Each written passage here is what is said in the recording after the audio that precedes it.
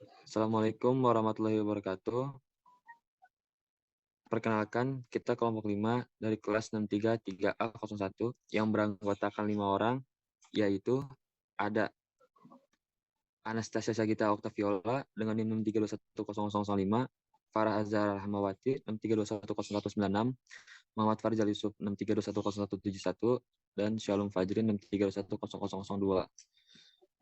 Dengan kelompok ini kita akan menjelaskan tentang analisa neraca perdagangan Indonesia dan Italia.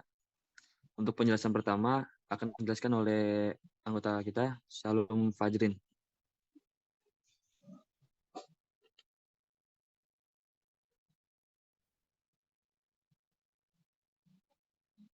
Dalam slide pertama di sini ada latar belakang mengenai kenapa bisa terjalinnya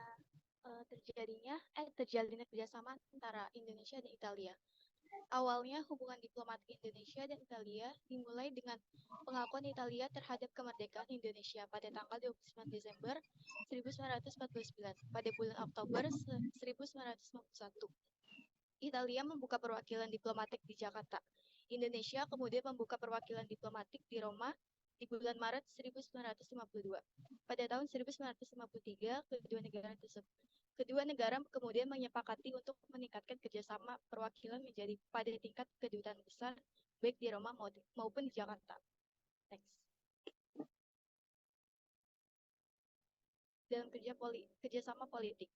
Dalam kerjasama politik di sini dibentuk dalam Forum Komunikasi Bilateral atau FKB, sebuah mekanisme dialog bilateral yang disepakati melalui penandatanganan on bilateral consultation pada tanggal 4 Maret 2009. Pertemuan FKB tersebut dilaksanakan beberapa kali sejak pertemuan pertama pada tahun 2013.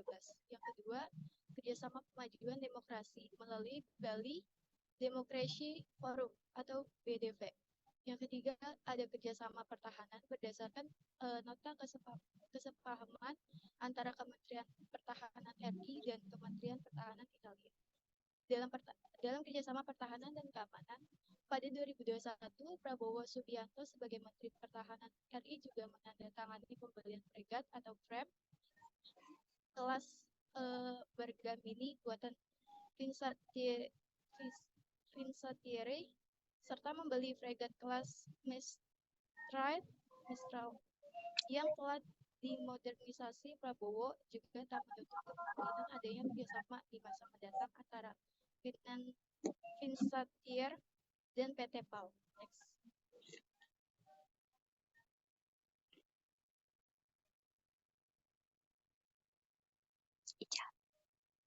Kemudian ada kerjasama ekonomi, perdagangan, dan investasi. Italia merupakan mitra ekonomi yang penting bagi Indonesia sebagai sesama negara anggota G20 dan sebagai salah satu ekonomi terbesar di Uni Eropa. Italia adalah negara dengan industri manufaktur terbesar kedua di Eropa setelah Jerman. Italia juga terkenal dengan produk TV-nya, yaitu ada food, fashion, dan furniture, dan memiliki kualitas desain dan craftsmanship dan presisi tinggi. Italia menempati urutan ke-18 sebagai negara tujuan ekspor di Indonesia di dunia pada tahun 2019. Kinerja ekspor Indonesia ke Italia sempat meningkat pada tahun 2017 dan 2018. Masing-masing mencapai US 3,502 miliar dan US 3,761 miliar. Namun menurun pada tahun 2019. Neraca perdagangan RI dan Italia tahun selama Januari sampai Mei 2020 mengalami surplus yaitu 81,76% dibanding periode yang sama tahun 2019. Meskipun demikian, total perdagangan turun minus 6,81% akibat dampak dari pandemi COVID-19.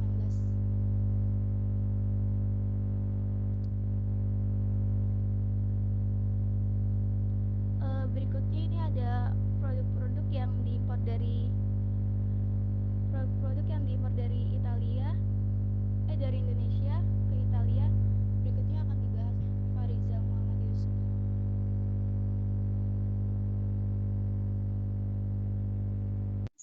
Indonesia memiliki beberapa produk yang diimpor oleh Italia, diantaranya sawi, sawit, produk baja nikerat, kopi, produk makanan laut, olahan atau diawetkan, karet alam, dan kertas karton. Selama tahun 2019,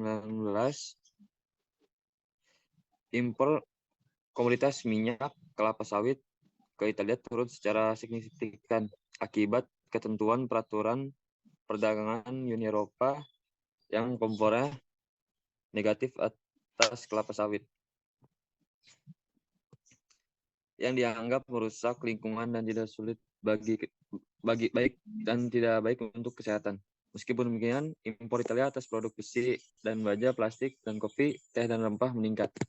Italia memiliki produk utama yang diimpor di Indonesia, diantaranya seperti mesin turbin pesawat, kapal, dan sejenisnya, pengapian atau pembakaran intel rotary, sisa dan scrap kertas atau kertas karton, mesin untuk mengolah karet atau plastik, mesin untuk persiapan industri makanan, kulit yang siap diproses lebih lanjut setelah dilakukan penyamakan atau pengerasan kulit. Next, neraca perdagangan Indonesia dengan Italia, surplus US dollar 188,94 juta. Neraca perdagangan Indonesia dengan Italia mengalami surplus US dollar 188,95 juta pada 2020. Nilai neraca perdagangan ini naik 792,26% dibandingkan dengan neraca tahun sebelumnya, yang tercatat US dollar minus 27,29 juta. Positifnya neraca perdagangan ini menurut data TradeMap disokong oleh nilai ekspor Indonesia yang mampu menembus angka US dollar 1,75 miliar. Nilai ini lebih tinggi dibandingkan kegiatan impor Indonesia dari Italia yang tercatat US dollar 1,56 miliar. Next. Terdapat 10 produk utama andalan ekspor Indonesia ke Italia yang terbukti mampu mencatat surplus selama 2020. Total nilai ekspor produk utama ini mencapai US dollar 1,26 miliar. Di antaranya seperti lemak yang dapat dimakan, besi dan baja, produk kimia lain-lain, alas kaki, pelindung kaki, dan sejenisnya. Bagian dari artikel seperti itu. Karet dan artikelnya ikan dan crustacea mollusca dan invertebrata air lainnya. Kopi, teh, mate, dan rempah-rempah, plastik dan artikel aksesoris pakaian dan pakaian tidak dirajut atau dirajut, serta pokok buatan manusia. Total neraca perdagangan Indonesia tercatat US dollar 1,68 miliar atau naik 703,56%. Dengan kata lain, Indonesia mencatatkan surplus neraca perdagangan tahun sebelumnya. Neraca perdagangan Indonesia dengan seluruh negara di dunia tercatat US dollar 3,59 miliar. Tabel neraca perdagangan Indonesia ke Italia tahun 2020 seperti yang terdapat di slide. Sumber dari TradeMap 31 Desember 2020. Dan untuk penjelasan materi selanjutnya dijelaskan oleh Saudara Farah.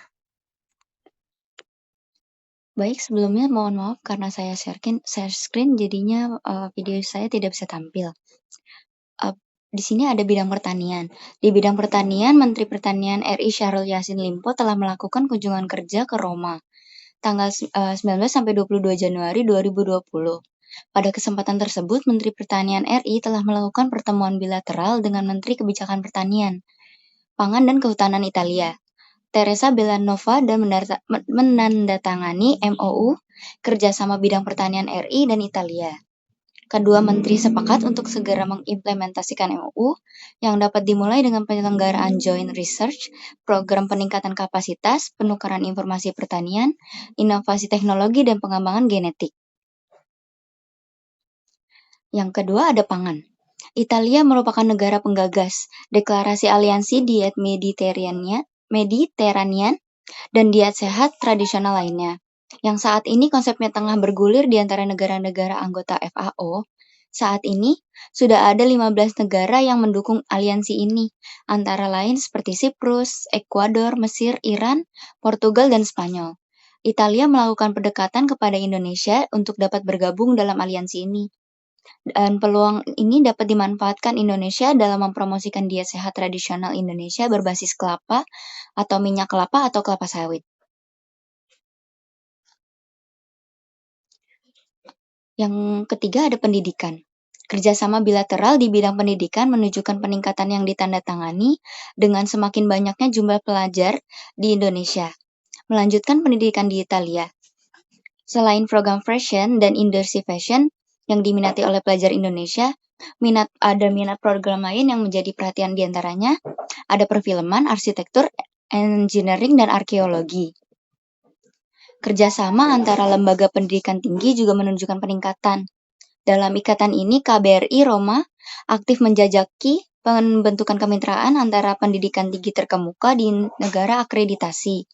Di antaranya pada tahun 2019, di mana telah terdapat kesepakatan antara Universitas LUSS Roma dan Universitas Bina Nusantara Jakarta. Selanjutnya ada sosial budaya yang akan dijelaskan oleh Anastasia Sagita Octaviala.